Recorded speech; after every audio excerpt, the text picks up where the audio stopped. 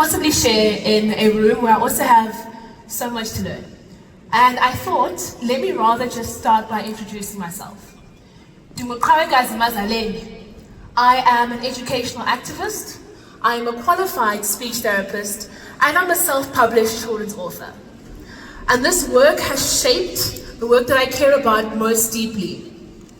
And it's the reason I stand before you today as Miss South Africa 2025 and as a proud ambassador for Empower Youth Africa.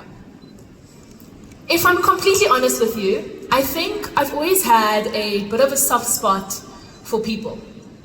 Even long before titles and platforms, I was always the child who was asking, how can we make this specific solution work for that child and this child?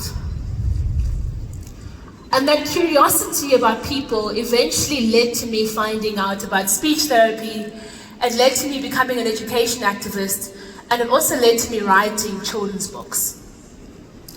Miss South Africa is oftentimes associated with pageantry, but what I've discovered is that it's a platform for social transformation, for leadership, as well as for self-development.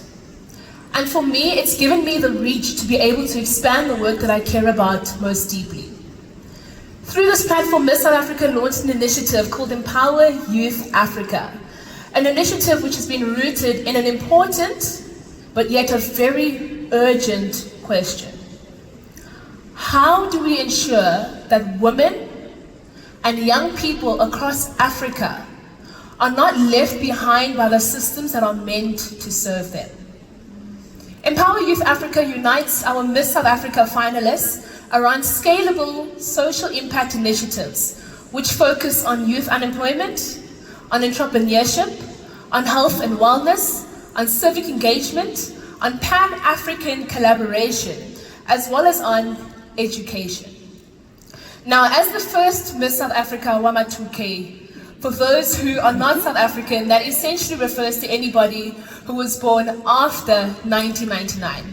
It essentially means that I am one of the first Miss South Africas who is a member of Gen Z, a generation which is often described as impatient.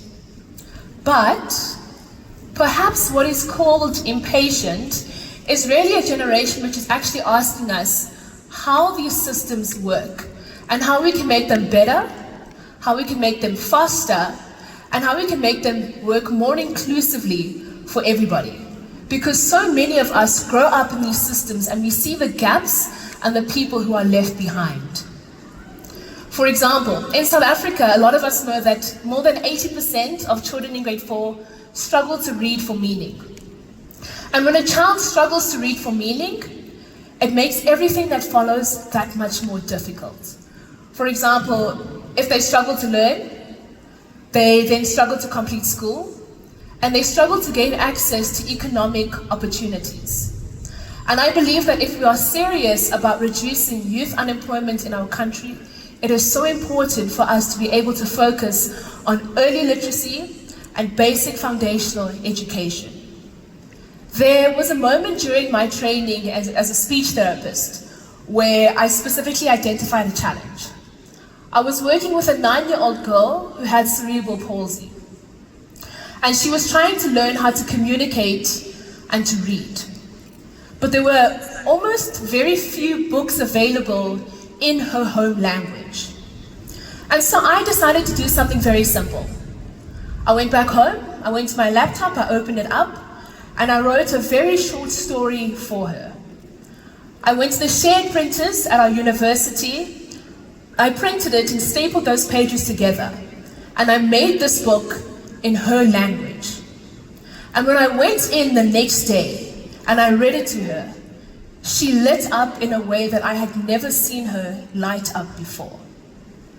And I realized something extremely powerful. Inclusion doesn't always begin with us building new systems, but rather it means that we should ask, who were those systems originally built for?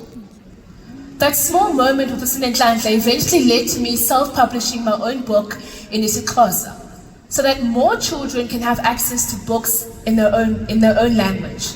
But furthermore, for more African children to be able to read and write in their own home languages. And I'm so excited to share that that same story I authored and self-published, Amasele Amdaka, is now being translated into more South African languages. Thank you.